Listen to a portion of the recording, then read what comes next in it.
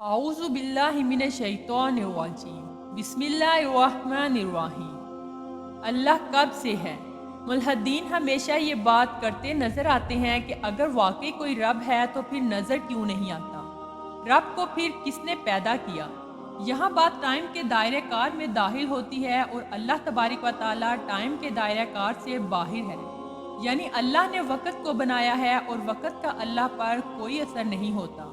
time अल्लाह तबारक व तआला की पैदा करदा महलूक में से एक महलूक है, और वो इसलिए कि महलूक का मतलब कि इसका कोई आगाज़ था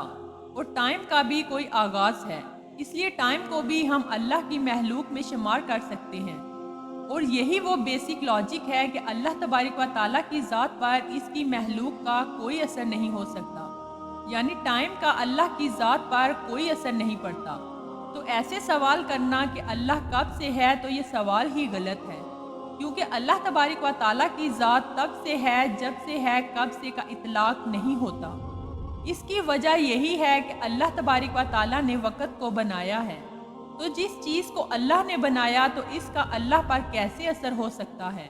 इसलिए ये सवाल करना ही गलत है, क्योंकि टाइम से पहले भी अल्लाह की ज़ात मौजूद थी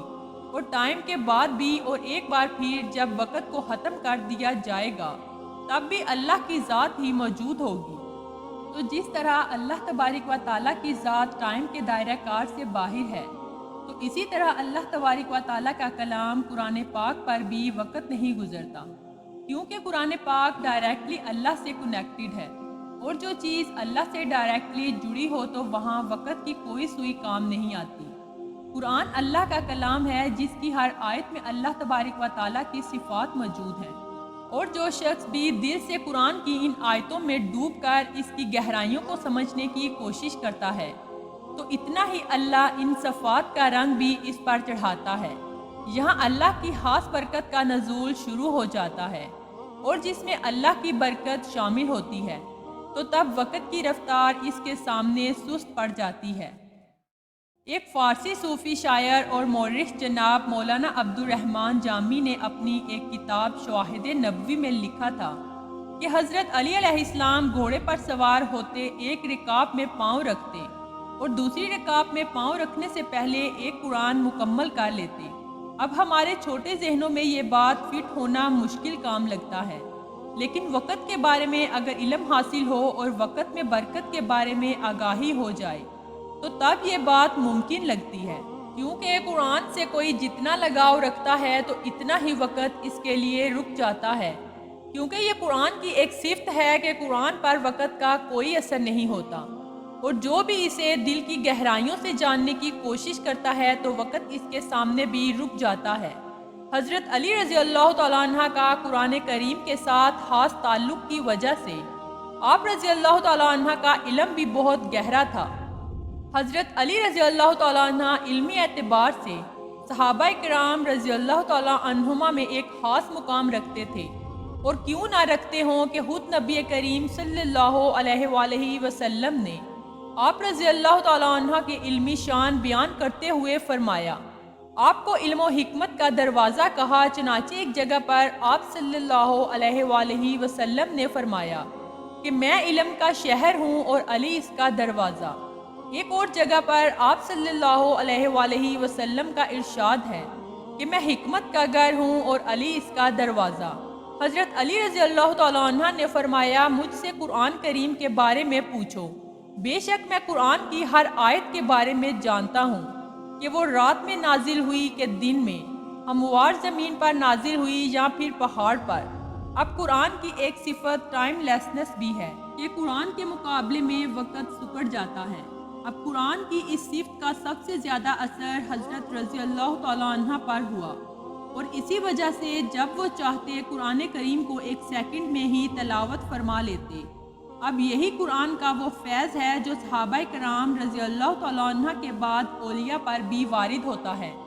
इसीलिए हम कई किताबों में पढ़ते हैं कि औलिया किराम रात को 2 रकत नमाज में